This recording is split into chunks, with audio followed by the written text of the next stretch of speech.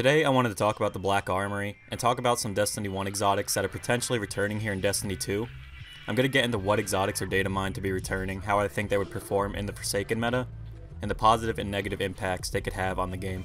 And also I want to split all this information in a separate video so I'm not rambling on for 20 minutes talking about all this stuff, so we're going to talk about returning weapons in this one, and all the other content in another video. And also I just want to note before I discuss any of this, I love these guns and I loved using them. I think they were the most unique guns in all of Destiny, or in most games to be honest, and I would love to see them return. But here we're going to talk about some pros and cons of them returning, and if they would fit into this game. So if you don't know, Black Armory is going to be the first DLC released with the Destiny 2 Annual Pass sometime in December. And this DLC is supposedly bringing tons of new content to the table, such as a new mode, a raid layer, weapon types, and all this new stuff.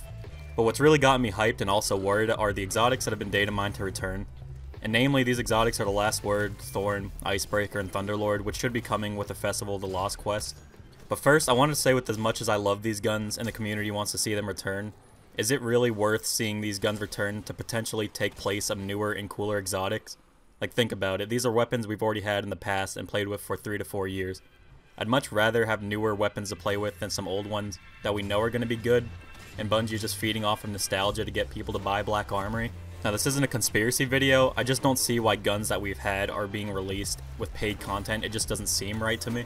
But getting into the guns themselves, I'm going to break down these weapons up into their own section, and the first one I wanted to talk about was the Last Word.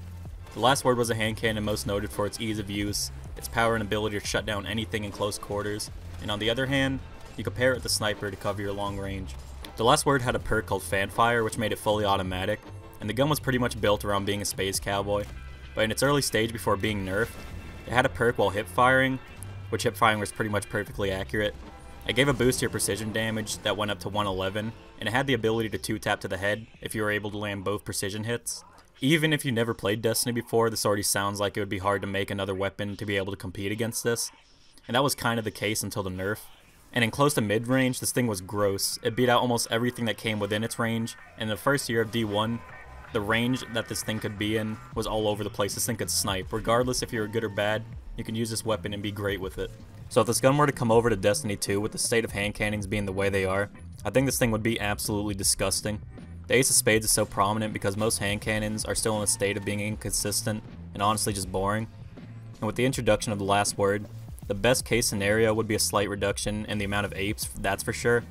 Primary fights would be a lot more fast paced, and the use of sniper rifles in PvP would jump with the ability to be effective with Last Word sniping. But at the cost of that, base gameplay could turn a lot more passive since shotguns could easily be shut down, and close to medium range would be dominated by the Last Word. I could see the turret style gameplay coming forward a bit more in my opinion. That's just boring. The next leaked weapon we have returning is the Thorn, and back when Curse of Osiris was dropping, and the silhouette of that hand cannon in the trailer was thought to be the Thorn, I was the most excited man in the world. But when it wasn't, my life spiraled out of control and the world pretty much came to an end at that point. If you couldn't tell already, the Thorn was my favorite weapon in Destiny. My favorite weapon in any other game to this date, to be honest. The art style, the lore, the gameplay. And yes, the Thorn meta was my favorite meta of all time, but that's not what we're here to necessarily talk about. The gun was anything I could have wanted in a weapon. And basically, the Thorn was a quicker firing hand cannon with rounds that over-penetrated and left a damage over time effect. And that again in year 1. Allowed you to 2-tap at any range in the Crucible, and also allowed you to track people through the walls with the damage ticks, and if they were hit twice, you can just leave them to burn and die. I personally loved this, and the gameplay was so fast paced, and people just dropped as soon as you saw them. I know this was mostly negative feedback with 9 out of 10 people hating it, but I personally loved it. So let's just say they brought this gun back in its year 1 state, not its garbage year 3 Destiny 1 state, because if it was year 3 Thorn, then this would be just as bad and as boring as most hand cannons already are. I think it would completely shake up the game. I still don't think primaries are strong enough, but with the way Bungie is being more lenient on making exotic and pinnacle guns strong, allowing Thorn to be powerful again may lead to them making other exotic primaries compete, instead of giving it the classic Bungie treatment of nerfing everything to the ground. Let me know what you think, because I knew this gun was very controversial. So the next one was a mix of being a problem in both PvE and PvP. We have the Icebreaker, and the Icebreaker was an exotic sniper rifle that was popular for being high impact, having explosive rounds in Firefly, and no matter where you landed the kill shot, the target would cause a large explosion. And it was most notable for regenerating ammo over time, allowing you to sit back and not do anything while it gave you ammo. And throughout Destiny 1's life cycle, Everyone loved this gun for that reason, but on a development side of the argument, just like self-res, this gun made designing encounters very difficult and made a gameplay of just sitting as far back as you can and just sniping while ammo regenerated for you. This gun pretty much played the entirety of Destiny for you, but a good thing about this weapon would be that the Ikelos shotgun would have a lot more competition in the special slot, unless Bungie makes it a heavy weapon, which they probably would because it was so overpowered. Even then, it would bring competition to the Whisper of the Worm.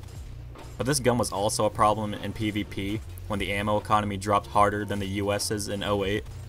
You can just sit in the back and snipe helpless people that didn't have ammo in their guns. I guess this would be awesome to bring in PvE if done right. The environments don't promote sitting a mile behind everything, and special snipers could be utilized more often if it was in heavy. But the last weapon we have is a Thunderlord exotic heavy machine gun. This should be coming back with this quest that we have in the Festival of Lost. And it had this perk: as you held the trigger down, the weapon fired faster, and the targets exploded as they were killed. And there isn't a problem with the gun itself at all. The problem used to lie in machine guns in general in PvP. Being able to chain heavy drops the whole game with something along the lines of a sniping auto rifle that did 60 to 70 damage to the head, with flinch that felt like you were being drop kicked. Machine guns cause a lot of problems not only within the regular ammo economy, but also the heavy ammo economy and the tide of a game. You could be winning a match and then all of a sudden their team pulled heavy and just farmed you with machine guns, and it wasn't a great experience. Now, I love machine guns and I hope to see them return, but adjusted in PvP and make them fair and balanced. But in PvE, I hope they go crazy, and I want to feel like Rambo on crack when I'm mowing down helpless enemies. That's going to conclude my thoughts on these guns returning. Again, I wish that they wouldn't keep these behind a paid DLC, rather just give them to us in recurring events. Because I love these guns and I wanted to just shed some light on how they would change the game, because they had such a great impact in Destiny 1. But on that note, I think I'm going to end it here. Tell me what you guys think in the comments. Let me know if you agree or disagree, what you'd like to see, and if you'd keep the guns the same or adjust them in some way. And also, other guns you would like to see come back. But anyway, if you enjoyed the video, consider dropping a like or maybe even a sub to the channel. And I hope to see you in the next one. Thanks for watching.